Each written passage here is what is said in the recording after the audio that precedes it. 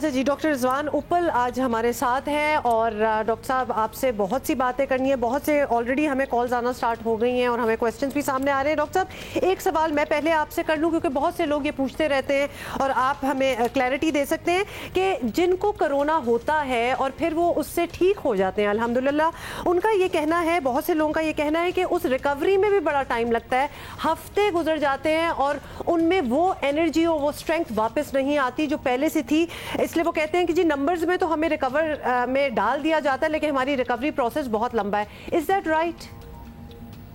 जी बिल्कुल ये ठीक है, लेकिन ये तमाम पेशेंट्स में नहीं है। ये मुख्तलिफ पेशेंट्स की हेल्थ, जनरल हेल्थ के लिहाज से है।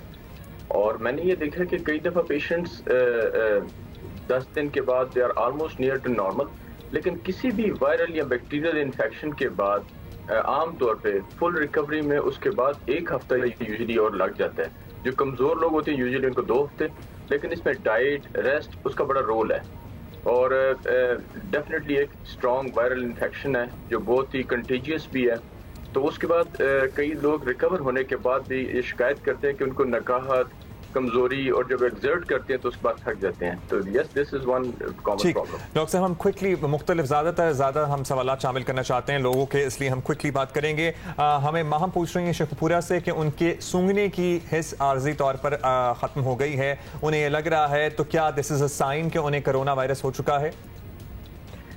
बिल्कुल, ये एक एटिपिकल साइन है उसका। यूजुअली कॉमन जो हम हर एक को बताते हैं वो तो बुखार, शॉर्टनेस ऑफ ब्रेथ, सांस का चढ़ जाना, ये खांसी, ये कॉमनेस जो है। लेकिन कुछ एटिपिकल हैं जिसमें एक ये स्मेल का खत्म हो जाना, या जायके का खत्म हो जाना, या कंफ्यूजन हो जाना, ये 3-4 एटिपिकल साइंस है, या डायरिया होना, ये हो सकते हैं। लेकिन इस एट द सेम टाइम हमें याद रखना चाहिए कि लॉस ऑफ स्मेल कुछ एलर्जी के साथ भी होती है, तो ये भी हमें कंफ्यूज नहीं करना चाहिए उसके साथ। अगर हमें पता हो कि हमारा किसी के साथ एक्सपोजर हुआ है या कांटेक्ट हुआ है और उसके बाद हम देख रहे हैं कि हमारी स्मेल इफेक्ट हो रही है और बुखार भी हो रहा है और दूसरे सिम्टम भी हैं, हमें कोरोना पे शक करना चाहिए। ये एक कॉमन उसमें आजकल आ रहा है हमारे मुल्क में। ठीक है। अच्छा, फैसलाबाद से अलामात के बारे में सवाल था, वो तो इसी में कवर हो गया। अच्छा डॉक्टर साहब, एक चीज जो बड़ी वायरल भी हुई है और कुछ लोग जिनको लोग रिलायबल भी समझते हैं वो भी इसको बड़ा प्रमोट कर रहे हैं, सना मक्की। मतलब ये चाय के फॉर्म में ले रहे हैं, किस तरह ले रहे हैं? Does it actually help? मतलब इसके क्या फवायद हैं? कोरोना के हवाले से लोग इसको बहुत प्रमोट कर रहे हैं। एक्चुअली सना जो है ये हमारा एक पुराना एलोपैथिक प्रोडक्ट भी है जिसको हम यूज करते हैं, हर्बल भी है। सना कब्ज के लिए यूज किया जाता था, लेकिन इसको हमने कम कर दिया, बहुत थोड़ी दवाइयों में अब आता है क्योंकि इसके साइड इफेक्ट्स थे और उनमें से एक ये थी शदीद लूज स्टूल भी करता है और जिगर के लिए भी कभी कभी नुकसानदेह होता है। लेकिन अगर लोग इसको इस तरह इस्तेमाल आजकल जिस तरह कर रहे हैं इतने ज़्यादा लोग, तो उसमें कई लोगों को इतना ज़्यादा डायरिया हो जाता है या कब्ज कुशा है ये कि वो डिहाइड्रेशन में जाना शुरू होते हैं। तो मेरा ये ख्याल होगा कि चूँकि आजकल ये वायरल इन्फेक्शन में कोई मुस्तनद इलाज नहीं होता, हर्बल भी आती है, एलोपैथिक भी आती है, नॉन अल्टरनेटिव मेडिसिन, होम्योपैथी सारी आती है, तो कई लोगों ने उधर से हर चीज़ फॉलो करनी शुरू कर दी और मीडिया के ऊपर, सोशल मीडिया के ऊपर खबरें जो फैलती हैं तो लोग फ्रस्ट्रेशन में यूज़ कर रहे हैं। मैंने भी कई पेशेंट से सुना भी है और ये देखा भी है कि कई लोगों ने इसको यूज़ किया और कईयों को डिहाइड्रेशन हुई। तो उसमें डिहाइड्रेशन इस वायरल इन्फेक्शन जो कोरोना है उसमें नुकसान दे, तो मैं ये सजेस्ट नहीं करूँगा कि इसको बहुत ज्यादा इस्तेमाल किया जाए। आपने बहुत अच्छी बात की, क्लियर कर दिया। तो प्लीज तमाम पेशेंट्स जो इस वक्त लड़ रहे हैं सना मक्की का बगैर सोचे समझे इस्तेमाल ना किए चले जाएं। It is not going to suit everybody, तो लिहाजा ये भी बिल्कुल ही ब्लैंकेट इसकी वो ना समझें कि सारों के लिए बहुत फवायद है। अच्छा, मिसेस कलीम ने कराची से पूछा है कि उनके लंग्स में ब्लड क्लॉट्स हैं, तो वो कह रही हैं कि उन्हें कितना बचने की जरूरत है कोरोना वायरस से। देखिए, ब्लड क्लॉट्स आमतौर पे या पल्मोनरी एम्बोलाई होते हैं, क्रॉनिक इनका मेरे ख्याल लंग्स की प्रॉब्लम होगी आमतौर पे। मैं इसको यहाँ से अगर शुरू करूँ तो इनका सवाल का जवाब भी आ जाए कुछ लोग भी कि ये कोमॉर्बिड कंडीशन उसका हम कहते हैं कि एसोसिएटेड और बीमारियां और उसके साथ कोरोना भी आ जाए तो क्या होगा। उनमें जो सबसे डेंजरस सिचुएशंस जिनके लिए ज्यादा चांसेस होते हैं, मोर देन 10 to 15% रिस्क बढ़ जाता है, वो है कार्डियक। उसके बाद हमारे पास डायबिटीज आती है और उसके बाद फिर ये लंग की कंडीशन आती हैं। तो खास तौर पे जिस तरह इनका सवाल है कि हमारे लंग्स के अंदर ये क्लॉट्स हैं, इनके पल्मोनरी एम्बोलाई, इनको थोड़ा सा रिस्क ज़्यादा है, इनको अवॉइड करना चाहिए कि क्या नाम है, जितना बच सकें इस इलनेस से। और compare to an ordinary healthy person इनको रिस्क ज़रा ज़्यादा है। अच्छा डॉक्टर साहब, एक और सवाल ये भी है, बहुत से लोगों को ये एडवाइस किया जा रहा है कि अगर आपको कोई सिम्टम्स फील होना स्टार्ट हो जाए तो because our hospitals are so overwhelmed, तो फॉर अ व्हाइल एटलीस्ट आप अपने आप को आइसोलेट कर ले, अपने घरों में ये कोरा बना ले। मतलब ये एक ऑल अक्रॉस द बोर्ड ये एडवाइस दिया जा रहा है, लेकिन कब तक आप वो रखें? मतलब what is the alarm that goes off कि आपको पता है कि आपको कुछ हो रहा है, आपको ड्राई कॉफ है, ब्रीदिंग इशू हो रहा है, लेकिन अभी तक आपको कोई फीवर नहीं है, तो क्या बुखार होना शुड बी द लास्ट एप के जी इसके बाद तो you have to see a doctor, या फिर इसके बाद इतने घंटे बाद या इतने दिन बाद आपने अपना कमरा एटलीस्ट अलग कर लेना? हाँ, ये बहुत रेलेवेंट क्वेश्चन है आजकल। आज से कुछ दिन पहले हम बार बार हाथ धोना, बचत की बात करते थे, वो तो अपनी जगह अभी भी कायम है। ये अभी रेलेवेंट क्वेश्चन है क्योंकि अब ये होना शुरू हो गया, बीमारी बहुत आम हो रही है। देखिए, जिस किसी को बुखार हो, खांसी हो, सांस की तंगी हो, सबसे पहले वो क्लिनिकली सस्पेक्ट करे कि मुझे कोरोना तो नहीं है, पहली बात। इवन ये घरों में इलाज, इस वक्त ज्यादा इलाज घरों में ज्यादा अच्छा हो रहा है। मोर देन 95% लोग ठीक हो जाते हैं। खुद माइल्ड इलनेस ज्यादा कॉमन है। अगर हम स्टैट्स के लिहाज से भी देखें तो ये तो घर में इलाज होना चाहिए। अपने आप को खुद इलाज करने कब करना है वो मैं बताता हूँ। एक तो जब आप देखें कि आपकी ऑक्सीजन सैचुरेशन नीचे जा रही है, उसके लिए या तो हम सैचुरेशन मीटर यूज कर सकते हैं, छोटा सा उंगली पे लगाने वाला मिल जाता है। अगर नहीं मिलता तो उसमें एक निशानी होती है कि हमारा सांस इतना खराब हो रहा है कि हम बैठे बैठे ब्रेथलेस हो रहे हैं, हमारी जुबान या हमारे ईयर लोब या लिप्स ये नीले हो रहे हैं, यानी कि हमारे जिस्म में कार्बन डाइऑक्साइड बढ़ रही है। इसका मतलब है हमारे लंग्स इस वक्त पूरी तरह काम नहीं कर रहे, तो उस वक्त हम हॉस्पिटल से रजू कर सकते हैं। मैं यहाँ पे एक और चीज रखूंगा, जब आपको शक पड़े कि मुझे कोरोना हुआ है तो अपने रेगुलर डॉक्टर से पहले रब्ता करें, नए डॉक्टर्स के पास मत जाएं शुरू में, क्योंकि हर डॉक्टर इस वक्त ओवरवेल्म्ड है। एकदम हॉस्पिटल को रश ना करें, हॉस्पिटल इस वक्त ओवर स्ट्रेच्ड हैं, उसमें सिर्फ वो पेशेंट जाएं जो कंट्रोल नहीं हो रहे। और घर में एक इलाज का मैं बड़ा आसान तरीका बताऊंगा कि अगर किसी को इतना ज्यादा सांस खराब हो गया तो इसके लिए दो चीजें, एक तो उल्टा हम कहते हैं प्रोन लेट जाए, सीने पे लेट जाए और सांस से उससे बहुत ज्यादा ऑक्सीजन सैचुरेशन बेहतर होती है। दूसरा एक और चीज है हाई फ्लो ऑक्सीजन सिलेंडर मंगवा लें और उसको भी हम घर में यूज कर सकते हैं। अगर आप देख रहे हैं कि हॉस्पिटल इस वक्त बेड ऑक्यूपेंसी हर डॉक्टर साहब, ये सवाल बड़ा अहम है पूछना, ये ऑक्सीजन सिलेंडर वगैरह मंगवा लें, हम लोगों को नहीं पता, लोगों को पता ही नहीं है कहाँ से मिलेंगे, हो जाते हैं इस बात से कि अब हम कैसे करेंगे। ऑक्सीजन सिलेंडर कहाँ से मिल जाएगा? अस्पताल से मिलेगा, फार्मेसी से मिलेगा? How to arrange it?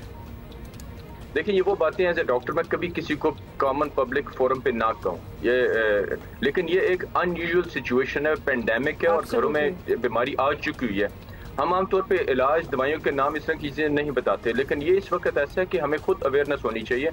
Oxygen cylinder आमतौर पे करीब किसी क्लिनिक पे अगर हो, नहीं घर में आप ज्यादा अफराद हैं तो किसी जगह से ऑक्सीजन सिलेंडर अगर इजीली अरेंज हो सकता है, घर में होना चाहिए, जबकि ज्यादा लोग घर में अफेक्टेड हों और हमें नजर आ रहा हो कि बीमारी उनमें से किसी को अलामात बढ़ रही हैं। लेकिन मैं ये भी जरूर ताकीद करूंगा कि ऑक्सीजन सिलेंडर बड़े ध्यान से इस्तेमाल करना होता है, खासतौर पे ये इन्फ्लेमेबल होता है। बिल्कुल। तो इसके नजदीक कोई ये चीज हीटर या दियासलाई ये बच के रहना चाहिए, ये बड़ी गलती हो सकती है। ठीक है, ज़ोहैब अशरफ लाहौर से पूछते हैं, और ये बहुत से केसेस में हुआ है कि जरा रैपिड टेस्ट हुआ या और टेस्ट हुए तो एंटीबॉडीज पॉजिटिव आ गई, लेकिन जब पीसीआर में वो नेजल नाक वाला टेस्ट हुआ तो वो नेगेटिव आया, तो कंफ्यूज हो जाते हैं लोग कि क्या हम रिकवर कर गए कोरोना से या उसके बावजूद पीसीआर आने के हमें 14 दिन आइसोलेशन में रहना है। ये बहुत फ्रीक्वेंटली आस्क्ड क्वेश्चन है जो मेरे पास भी हर रोज हर दफा आ रहा होता है।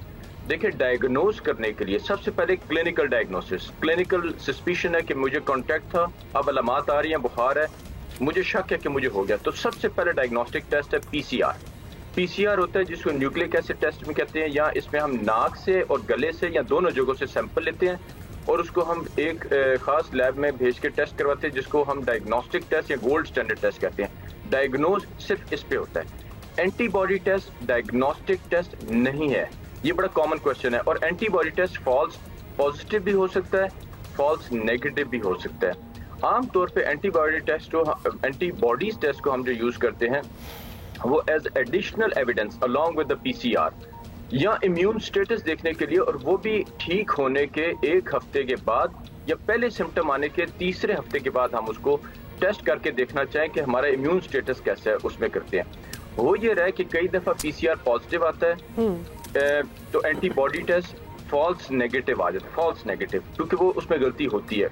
या पीसीआर नेगेटिव आए क्योंकि पीसीआर कई दफा पहले 2-3 दिन या कई दफा मिस हो सकता है। तो वो नेगेटिव आया, एंटीबॉडी टेस्ट पॉजिटिव आ गया, तो पेशेंट्स लैब्स की तरफ भागते हैं और कंफ्यूज हो जाते हैं। Antibody test is not a diagnostic test. ये सारी दुनिया में FDA, CDC, पाकिस्तान गवर्नमेंट हर कोई कह रहा है, लैब सारी कह रही हैं। तो मेरा मशवरा सब लोगों को होगा, diagnostic test is high index of suspicion, यानी कि शक कि मुझे कोरोना तो नहीं हो गया, और अगर अलामात हैं अपने डॉक्टर से रजू करें। वो कहता है कि PCR टेस्ट कराएं, या आप खुद भी करवाते हैं, उस पर पॉजिटिव आता है, या अगर आपका नेगेटिव आता है और आपके फिर भी अलामात है, 2-3 दिन बाद दोबारा करवाएं गैप के बाद। अगर वो पॉजिटिव है दैट्स इनफ, कुछ ना और करें। उसके बाद जब आप ठीक हो जाते हैं फिर आप एंटीबॉडी टेस्ट का सोचें। राइट डॉक्टर साहब, अब ये जो सवाल आया है ये basically I am sure it varies from person to person, but still आपसे पूछ लेते हैं कि जब इंसान को पता चल गया कि जी उसको कोरोना है, उसका टेस्ट भी पॉजिटिव आ गया, तो उम्मीद के साथ उम्मीद के साथ कितने दिन या हफ्ते में एक्सपेक्टेशन रख सकता है इंसान के बेहतर हो जाएगा एवरेज? जी इसमें 3-4 चीजें मैं इकट्ठी बता दूं अलग अलग करके। सबसे पहले तो हो गया कि हमने ठीक कितने दिनों में यूजुअली होते हैं। मैं परसेंटेजेस अगर बताऊं, जो चाइना के अंदर जो स्टैट्स है उसके लिहाज से हमारे स्टैट्स अभी नहीं आए। हमारे स्टैट्स मैं उम्मीद करता हूं शायद इससे बेहतर हों। आम तौर पे जिनको ज्यादा सीवियर इलनेस होती है, 81% वो लोग हैं जिनको बिल्कुल माइल्ड इलनेस होती है और वो ठीक हो जाते हैं। 14% वो लोग हैं जिनको ज्यादा सीवियर इलनेस होती है, लेकिन उनमें से भी मेजॉरिटी ठीक होते हैं, और सिर्फ 5% है जो क्रिटिकल होते हैं।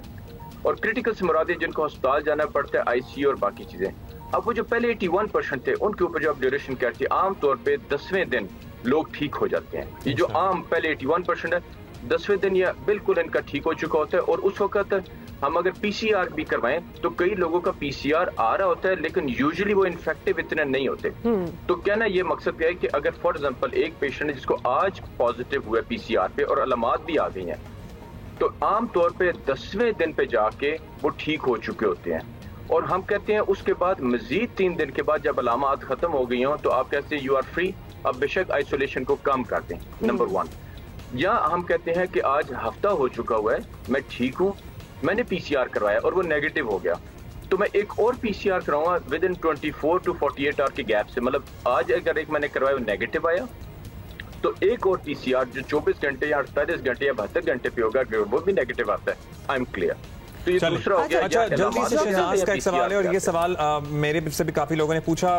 बाज लोग कहते हैं जी बच्चे वल्नरेबल हैं, बच्चों को नहीं होता है। बड़ी थ्योरीज चल रही थी कि बच्चे, बाज कहते हैं जी बच्चे ज्यादा अफेक्ट होते हैं, बाज कहते हैं बच्चे इससे बचे रहते हैं। तो क्या एग्जैक्टली साइंस? और खास तौर पे डॉक्टर साहब सवाल जो स्पेसिफिकली ये है कि क्योंकि अब लॉकडाउन में काफी नरमी आ गई है, अब जरा दोबारा से इजाजत है बच्चों को बाहर जाने की, तो फिर भी क्या एहतियात करें? देखिए, बच्चे सबसे ज्यादा सेफ है, मैं ये कहूँगा। अच्छा। उनको रिस्क सबसे कम है। आमतौर पे बच्चों में एसिम्प्टोमेटिक डिजीज होती है। एसिम्प्टोमेटिक से मुराद ये बच्चे को हो गई, लेकिन वो उसको शायद इतना वो घर में बुजुर्ग को ला के दे देगा, जिस तरह इटली में हुआ, ज्यादातर बच्चों ने ला के बुजुर्गों को दिया। खतरा बच्चों ग्रुप में आता है, जो 1 साल से छोटे बच्चे हैं उनको खतरा जरा थोड़ा सा ज्यादा होता है कंपेयर टू किड्स।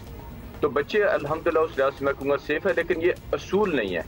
उनकी परसेंटेज या स्टैट्स जो बताते हैं वो इट इज लेस देन 0.1%। अब स्टैट्स के लिहाज से, एज के लिहाज से मैं जरूर एक चीज बताऊंगा, ये पूरी उम्मीद 2-3 बातें मैं ऐड करना चाहूंगा।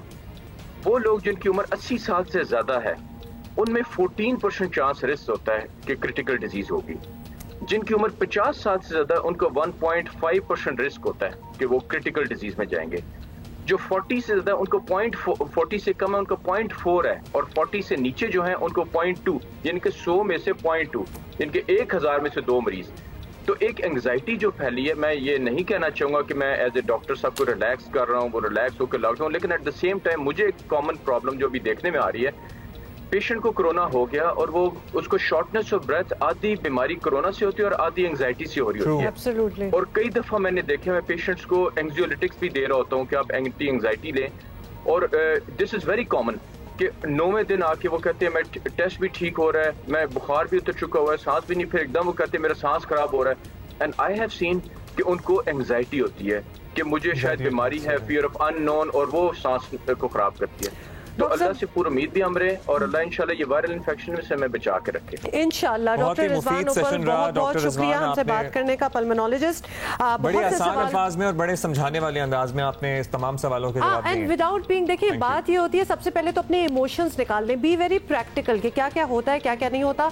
और डॉक्टर साहब ने जो लास्ट चीज़ कही है, और मैं इसको डेफिनेटली सेकंड कर सकती हूँ क्योंकि सांस के इश्यूज कुछ मुझे भी हैं, बचपन से ही क्रॉनिक है। टेंशन लेने से सांस का इशू ज़्यादा बढ़ता है। अगर आप अपने आप को रिलैक्स करें, this is something that you can almost control. मतलब अगर आपको दमे का भी कोई अटैक हुआ हो, एजमा भी हो रहा हो या लग रहा हो होने वाला है, जितना आप टेंशन लेंगे कि ये मेरे पास मेरा इनहेलर नहीं है, ये हो सकता है हो जाएगा। So you need to relax, वो बहुत एक इंपॉर्टेंट चीज़ है।